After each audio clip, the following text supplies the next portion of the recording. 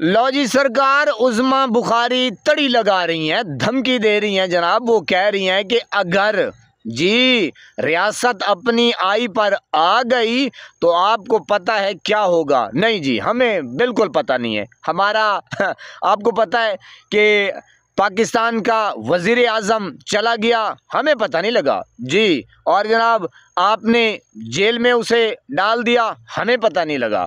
और आपने गिरेबानू से पकड़ा, हमें पता नहीं चला। और जनाब फिर इलेक्शन को डिले कराया गया, हमें पता नहीं चला। और जनाब फिर आपने देखा कि 8 फरवरी का इलेक्शन हुआ, वो भी गायब, 17 सीटों के बजाय, यानी कि पूरी हुकूमत, हमें पता नहीं चला। और जनाब 8 फरवरी का इलेक्शन कौम ने पूरा जोर लगाया, बल्ले का निशान, वो भी हमें पता नहीं है। और जनाब कितने निशान अलॉट किए गए, वो भी हमें पता नहीं लगा। और जनाब किस कदर लोगों ने निशान ढूंढ ढूंढ कर लाए, ठप्पा लगाया, हमें पता नहीं लगा, आपको ज़्यादा पता है। और जनाब आपने देखा कि जनाब जिस तरह वर्करों के साथ जुल्म, ज़्यादती, जबर हुआ और चल रहा है, हमें पता नहीं है, इन लोगों को ज़्यादा पता है। तो जनाब अभी भी चादर चार दीवारी का जो तकद्दुस पामाल होता है, हो रहा है, या पिछले कई सालों से चल रहा है, हमें पता नहीं है, ये ज़्यादा बेहतर जानती हैं। और जनाब डीचो के ऊपर, और जनाब मुरीद के में, और जनाब 8 फरवरी, 9 मई, मेरे ख्याल में यार पता नहीं, हम लोग पता नहीं अभी ये समझते हैं कि अभी ये नींद में है। ओ भाई, कौम जाग चुकी है। आप जिसकी धमकी दे रहे हैं ना, अब आपका मेरे ख्याल में इम्तिहान शुरू हो चुका है।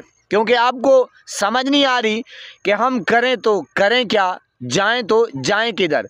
मियाँ नवाज शरीफ साहब को ये समझ नहीं आ रही, उनका जो चेहरा है वो उतरा हुआ है, लटका हुआ है। और जनाब उस बेचारे को वो जैसे चुप का रोज़ा रखा हुआ है, ना बोलता है ना। मैंने कहा जनाब अब वो पता नहीं कौन सा तीर मारना चाहता है, बम फटकाना चाहता है। कौम में आप निकल नहीं सकते। एक कॉर्नर मीटिंग रखने के लिए आप बंदे हायर करते हैं, अपने बंदे लगाते हैं। और ये जो 27वीं तरमीम आपने ये खेल खेला, यानी कि इतना डर, इतना खौफ एक कैदी से, अवाम से, तो जनाब हमें कख का पता नहीं है। जो पता है वो आपको पता है, और ऊपर से धमकियाँ, तड़ियाँ लगा रही हैं। भाई कौम जाग चुकी है। मेरे ख्याल में अभी आप गफलत की नींद में सोए हुए हैं जी, या मेरे ख्याल में गर्मी तो चली गई है, सत्तू पी के सोए हुए हैं, ठंडी लस्सी का इस्तेमाल करते हैं। मेरे ख्याल में कौम इस वक्त, मैंने कहा, ऐसी जागी हुई है। अब जो है वो आप अपना ख्याल करें जी। ये मैं तड़ी नहीं लगा रहा, हक़ायक़ बयान कर रहा हूँ। जैसे आपने देखा बांग्लादेश में, नेपाल में, श्रीलंका में, बस ये कौम जो है वो अभी सोच रही है, प्लानिंग तैयार हो रही है।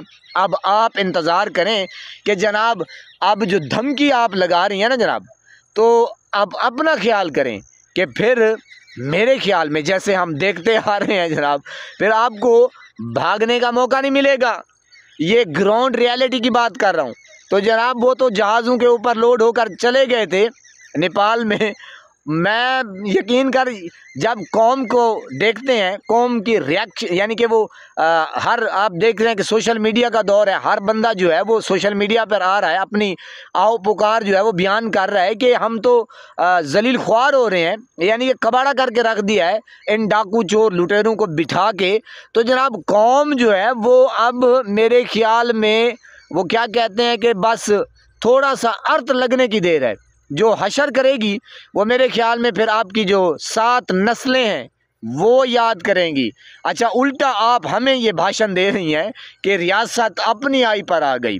पनाह है खुदा की, आप अंदाज़ा लगाइए मेरे पाकिस्तानियों कि जनाब अब भी ये समझते हैं कि कौम को हम फुद्दू लगा लेंगे, जैसे पिछले कई सालों से ये लगाते आए हैं, और आंखों में धूल झोंक देंगे हैं। आपने ये समझा हुआ है। बहरहाल कोई समझे ना समझे, अवाम तो समझ चुकी है। आपने जो अवाम का हशर किया है, फलूदा निकाल के रख दिया है अवाम का, यकीन करें वो आपको, मैंने कहा, ऐसा इनाम देने वाली है, इनाम कि बिल्कुल, मैंने कहा, आपकी सियासत जो है ना वो ख़त्म नहीं होगी, वो दफन हो जाएगी। अल्लाह पाक आपको सलामत रखे, सब फूलों की तरह महकता हुआ रखे। नमाज 5 वक्त अदा करते रहा करें, वालिदैन की खिदमत करते रहा करें, हमसायों का रखे ख़ास ख्याल, हमेशा हमेशा हक और सच की आवाज़ को बुलंद करते रहा करें। जहाँ देखें किसी के साथ जुल्म ज़्यादती, वहीं पर अपने होने का सबूत दीजिए। अल्लाह निगहबान।